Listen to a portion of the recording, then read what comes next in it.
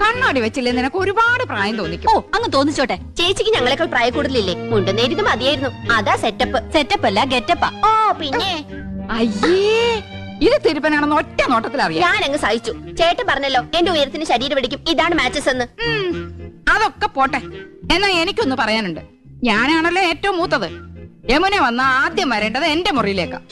നാക്കെടുത്ത യമുന ഇംഗ്ലീഷേ പറയൂ. കുറച്ചെങ്കിലും ഇംഗ്ലീഷ് അറിയാവുന്ന എനിക്കാ. ആദ്യം എന്റെ മുറി വരട്ടെ. കാണാലോ പൂരം. യമുന ആദ്യം എന്റെ മുറിയിലേക്ക് വരൂ. ഞങ്ങൾ സമപ്രായക്കാരല്ലേ. ഭാഗ്യദോഷത്തിന് ഞാൻ സിനിമാ നടിയായില്ലെന്നുള്ള കാര്യം യമുനയ്ക്ക് അറിയാം. അത് ശരി. ഇതെന്താണ്? ഹായ് എവിടുന്ന ചേച്ചി? എന്റെ കൂട്ടുകാരി ഭവാനിയുടെ അടുത്തുനിന്ന് കടം വാങ്ങിച്ചതാ. ഇതൊന്ന് കെട്ടിത്തന്നേ. എന്റെ പൊന്നും കൊടുത്ത ചേച്ചിയല്ലേ, ഇത് എനിക്ക് തരുമോ? എനിക്കിതാ ചേച്ചി. അപ്പൊ രണ്ടുപേർക്കും വേണം ഇല്ലേ?